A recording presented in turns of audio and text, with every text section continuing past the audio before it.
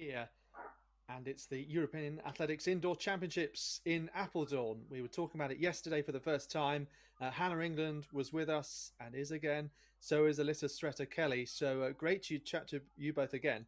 And Hannah, why don't we start with looking back on last night and what you've enjoyed so far? There is an obvious answer to this, I guess, with one gold medal being decided. It was great to see the mixed 4x4 yesterday and that gold medal for Holland. It's hard when something's expected. You tend to be a bit underwhelmed, but I think the drama of the race and the fact that the Dutch team, they didn't have their A squad out, if you like. They rested Dika Klaver for the individual event, and of course we're used to seeing Femke Bol pull off anything in that last lap. She can close any gap down. But we don't know what form she's in. She's not done any individual races this winter. But hey, it all worked out perfectly. And I almost love the emotion of the other athletes on the podium. You know, for them it was probably one of their first major medals. I think Evelina Salberg's been involved before, but certainly for Schmidt it was one of his first kind of major medals like that. And he was waving and laughing and smiling at everyone. So that was really special to see. I know I've spoken for a while, but I just want to add Julian Vatran in the men's team for Belgium on his comeback from testicular cancer. That for me, that was one of the emotive things.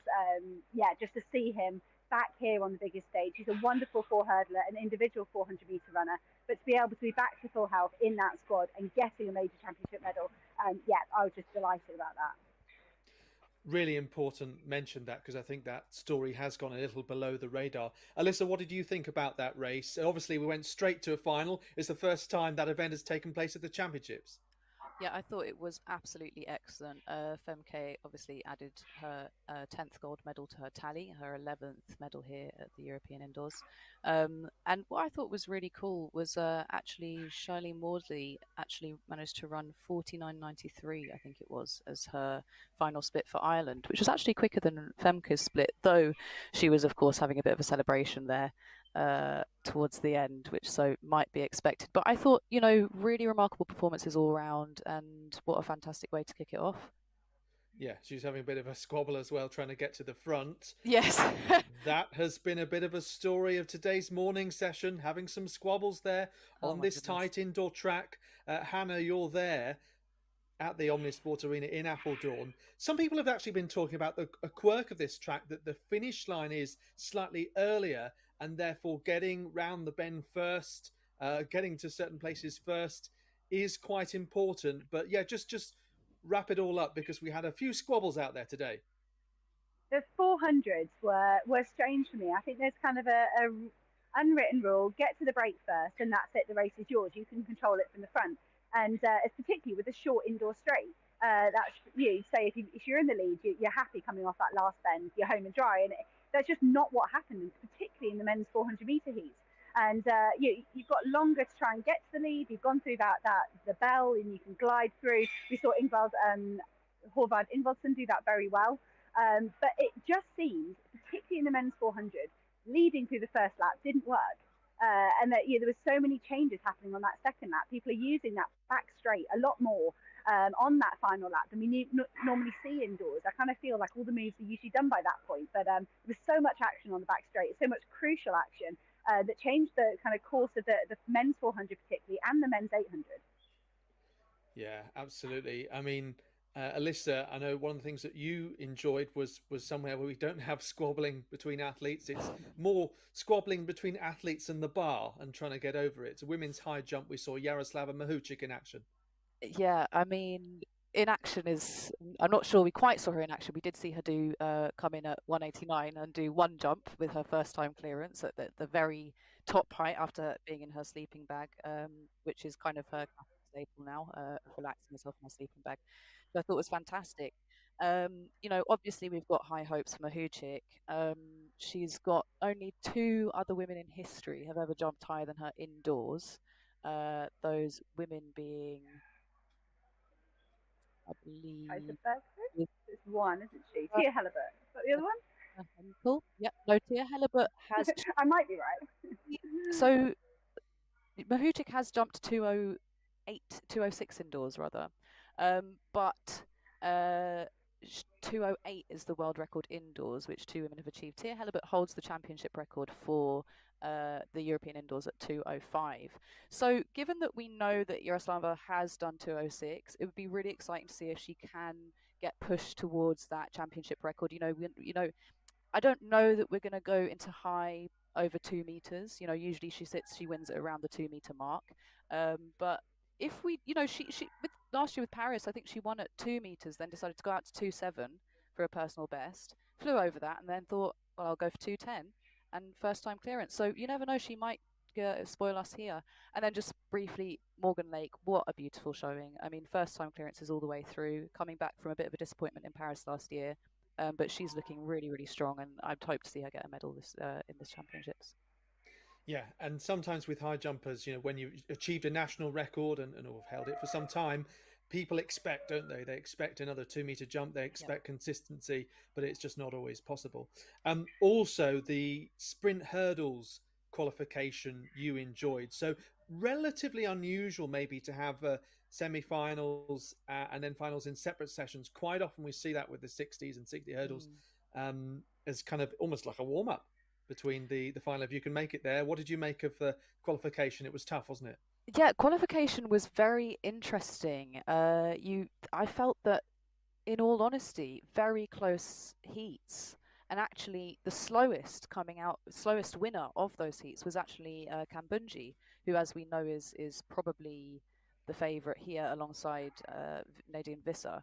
But Skrzyakowska was actually the fastest. Really stunning race. She wasn't the fastest out the blocks, but accelerated fantastically towards that first hurdle. I mean, the speed between the blocks and the first hurdle, I'd really say watch that. It was amazing, and she hit that first hurdle so quickly. And then you have Nadine Visser, who I feel is the opposite, really doesn't start very strongly. In fact, in her heat, she was the 5th to reach the first hurdle, but by the time she got to the second hurdle, she was in second place and then absolutely smashed it for the rest of the way.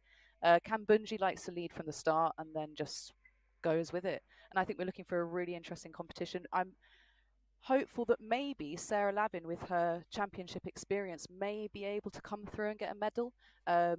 She is so experienced. She's always thereabouts. It would be lovely to see her on that podium. Yes, I think we're actually looking that this could be the 4th consecutive European Championships across indoors and out, where there have been multiple medals across the Kambunji family. So that's a nice little stat. Yes, certainly a record to keep up. Well, Hannah, we were talking, in fact, about whether athletes who are topping the standings or have looked good this year, like Letitia Bapte and Apeldoorn, would be better than athletes who have the experience. And so far, it's kind of experience won, form this year nil. No, definitely. I think it's not been a good morning for Jason Joseph as a defending champion in that men's sprint hurdles. You thought he would have walked into that final and then maybe had a battle on his hands there. So yeah, the experience of Jason Joseph didn't work, but Wilhelm Balossian, he's been around for so long. I think he was on the podium back in Prague when they had a clean sweep with France back in 2015. So for him to be back into the final in such good form, it's brilliant. And I thought we might get 3 Frenchmen in the final again, but instead it was the 3 Spaniards that got the job done. And Apeldoorn making me look good because he was my one to watch yesterday. So for him to sneak in on a time qualifying mark for that final is special. And Jacob Szymanski, I thought maybe he's off the boil. He's not going to match that European lead that he had coming into these championships, but he looks great here. I could not pick you a winner of that men's 60-meter hurdles. They all think they can do it. Whether it's Joppis or Balossian or Szymanski, I think it's going to be really, really tight. And I just hope they all have a clean run and that it's not sort of a hurdle that denies one of them a medal. Yeah. What I would say, I think Szymanski could be one to look out for, just based on the fact that this year alone he has set 4 personal bests. So he seems to be having quite the ascension at the moment, which is very exciting. Also, just to clarify, earlier I was talking about the heats of the women's sprints, not the semi-finals, but similar stuff in the semis. Yeah. Jakub Szymanski, one of those was in Luxembourg, where he was terrific in the initial run and then went much faster in the final. And it's now second on the European all-time list behind Colin Jackson's record. So that would be fascinating. I mean, Colin Jackson, unfortunately, he's had one or two records taken away from him over the years. I'm not sure this one's going tonight, though. But I mean, maybe. Sure. You never know. But I think it might stand just another year. Yeah, well, I don't think anyone's winning 60 meters and 60 hurdles after we briefly flirted that could be a small possibility. Jordan might manage it, but I think in the end, he's just happy to be in the final, I think, the answer. Right. Yeah, I mean, what else to look forward to this evening, Hannah? Right, what did I put down as my favourite thing? Well, I mean, we've already talked about those hurdle finals. I really think both on the men's and the women's side, they are going to be fantastic. And it's going to be great to see some of the field finals as well. We've got the female triple jumpers back for their final tonight. Qualification for the men's pole vault, no Mondo Duplantis here. And we mentioned this in commentary yesterday. When you don't have the likes of Mondo Duplantis and maybe Molly Caudry, Keely Hodgkinson, what happens to the event? And I think it actually gets a level more interesting. Because when you take away an outright favourite like that and everyone's battling behind them for medals, and those guys are now battling to become a champion, I think that makes it really, really interesting. And so I think that men's pole vault, just get a look at how those guys have arrived here in Apeldoorn tonight. I think that will be interesting. Absolutely. Alissa, anything else to look forward to? Obviously, we've got both of the 1500 finals as well. Absolutely. We've got Georgia looking so strong. I mean, I was looking at her split times and she is so consistent. She's just under 20 seconds for every 100 meters, and then for the last 400 she actually accelerates really quite well in her heat. I noticed that. I mean, probably the most confident looking out there, so a lot of pressure on her to perform. But Reve Walcott-Nolan looked really good, I felt, in her heat. She was beaten by Guerrero, but I think Guerrero maybe gave a bit too much in that last 100. But, Georgia's got challenges in Clayette Mel, Lizakovska, Guillermot and Alfonso. I think that after Georgia, you've got about 5 individuals who all could challenge there really well. I think that Reve probably should get on the podium here, but, all the time will tell. It's really looking like a really exciting challenge. Also, of course, we've got Jakob going as well over the 1500 tonight, which will be really exciting, and Neil Gawley amongst others, but I would say they're probably the 2 favourites as well. But looking at incredible consistency from both of our front runners, I would say, although completely different tactics, as Jakob comes out right at the back, Georgia right at the front. So really interesting to see how they both decide to race in the finals. Yes, that calmness. Go ahead, yeah. I think for both of those 2 favourites, in Georgia Hunter-Bell and Jakob Ingebrigtsen, their season's best, their personal best, are so much better than the field. I think they have to move the pace of the race further towards their abilities, just to rule out any surprises. I think the faster endurance races go, the more to the form book they go. It's when we have the absolutely pedestrian races that surprises get thrown up. And it's that explosive change of pace. Georgia Hunter-Bell, 156 is phenomenal over 800 metres. But for me, she's not got that kind of 0 to 60 that maybe someone like Patrizia Silva does, or Esther Guerrero. And I just wonder if you let it go too slow for too long, and you don't have that explosive change of pace, you could be vulnerable. And perhaps the same with Jakob. He just squeezes and squeezes. He winds it up when it's required. But if someone really goes, it really puts the hammer down, and then suddenly he's surrounded by bodies, then it gets complicated. So if I was them, I would say you've got to go take it out around about 4:05 pace, around about 3:33 pace, slim it down, and keep it simple. But I'm not having to do it. I can just sit and watch. Yeah, I think we saw. This is Champ, the mascot. Well informed.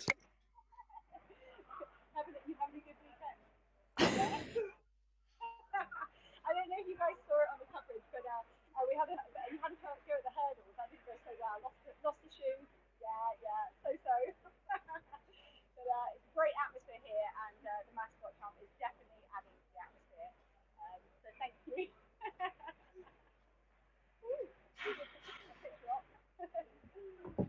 I love that. We put a bid in for Daphne Schippers to try and join us. That could have been Daphne Schippers underneath. Maybe that was Daphne Schippers. Maybe. We'll never know. Brilliant. We have to talk about the heptathlon because, there's a risk of turning into a human calculator and mentioning too many numbers, really, as there always is, and just blurting them all out. But what's interesting is that Sander Schottheim started off with a personal best of 6:93. So suddenly everyone's thinking he's 39 points up on his own European record. But then, as ever with the heptathlon and the multi-events, you have to think of a bigger picture. And that bigger picture is that Simon Ehammer, yes, he always flies out the blocks in the first couple of events. Yes, he's done that here. But then when the shot put comes into play, he is starting to put together, Hannah, a really strong competition. Yeah, and Abraham, he just looks relaxed, confident, excited. And for me, unfortunately, Sandra Stokan, he looks so intense. I don't know if it was that long jump. I don't know if it's the issue with the long jump. That's just slightly kind of not too confident. And I'm surprised that Simon Ahammer, the level of energy he brings to the event, and perhaps him and his coaches knew this was possible. I'm gutted for Stokan. I would have loved him to be on absolute top shape and those two going side by side. But hey, who can forget the no height in Istanbul in the pole vault for Simon Ahammer? Without that was Karun, wasn't it? Karun, he messed up on the pole vault. Istanbul, he messed up on the long jump.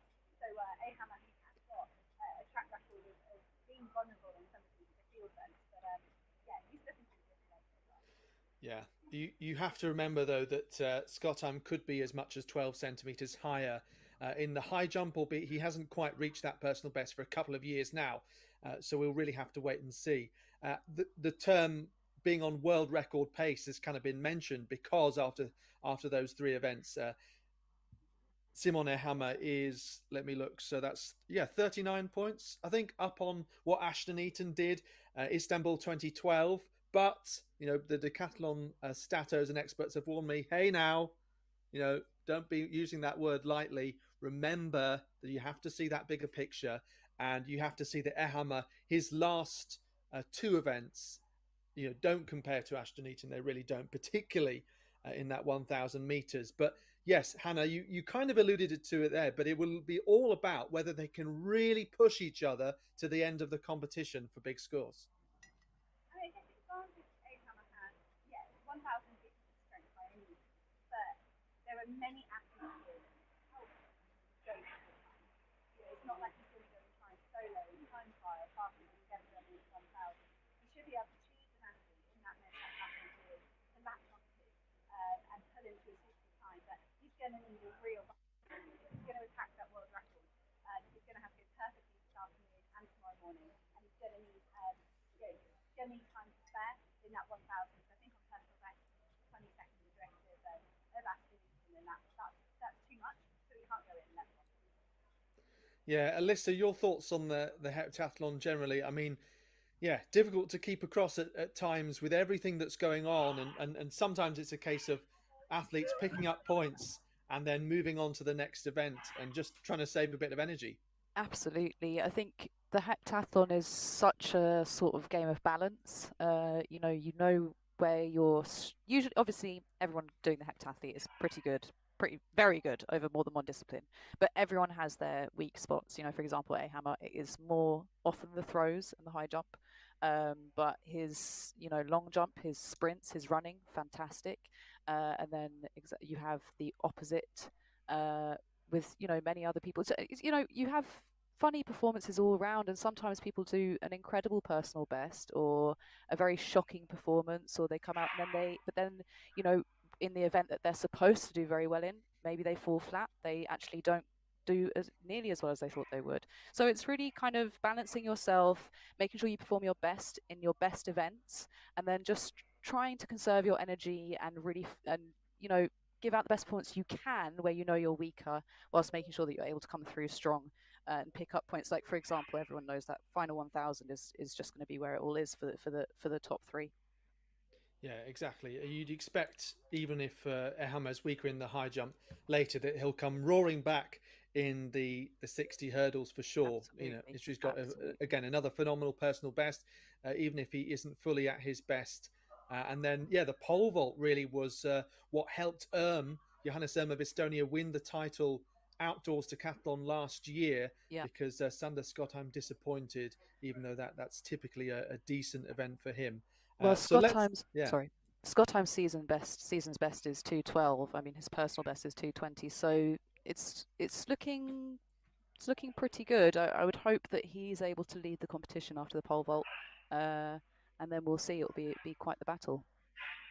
Yeah, it's certainly I think it's close to call, respective of Yes. the various strengths, even though that may feel weird to say. And No, again, completely. I mean, like I said earlier, you could go into your favorite event and do the worst. It does happen. It's rare, but it does happen.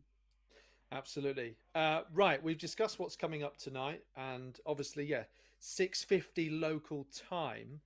First event, yeah, women's triple jump final. So that'll be really interesting to see. As we mentioned, Anna Pelletero Campore, lovely for her, I think, to have established herself as the European number one. Certainly, you can see on the standings this year. There's a good bit of distance there, and that means she's the favourite because she, hasn't often been the favourite coming into championships like these. So I think that's kind of nice for her. She's got a nice little story there.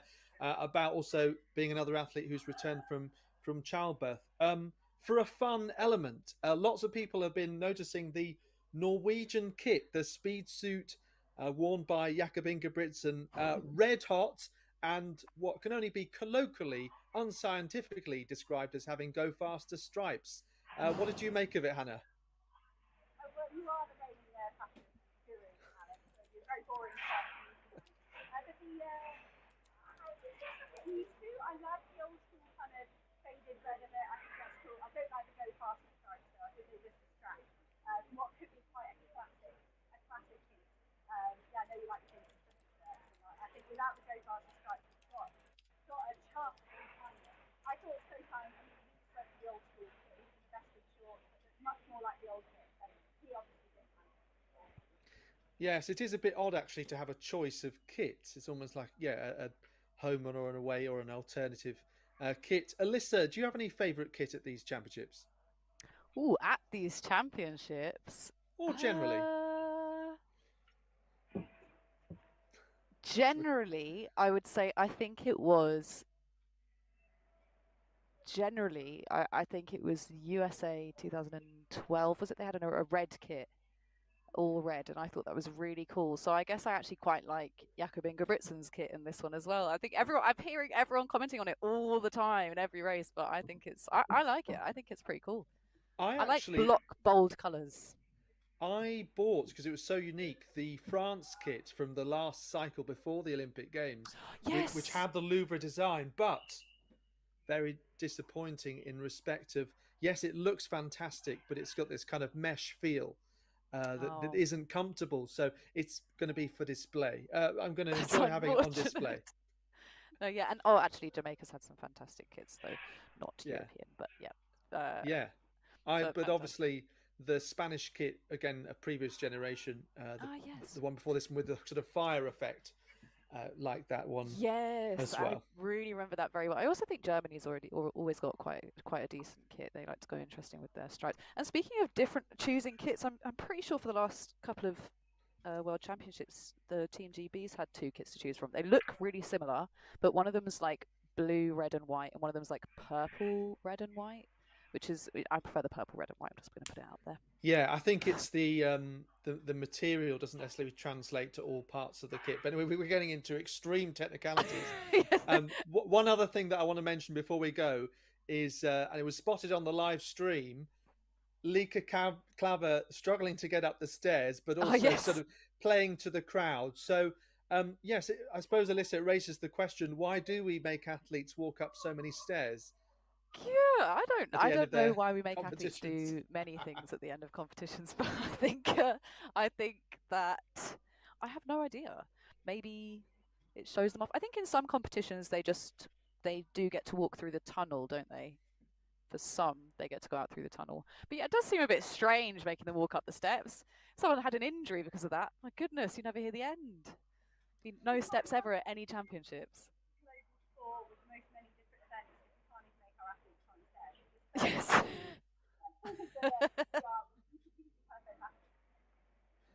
It is a fair point. And obviously the way stadiums are arranged with stands, most of the things they need to get to next might well be in those stands.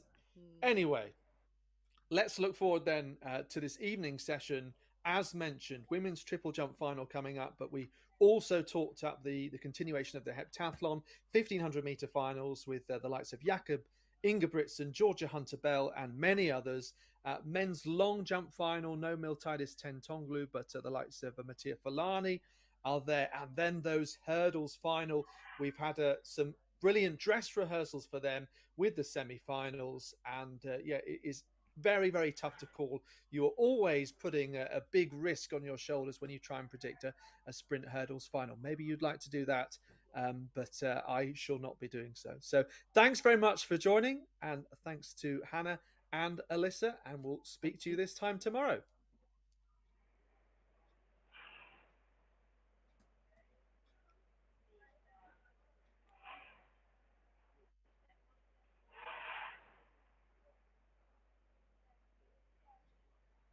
Okay, cut.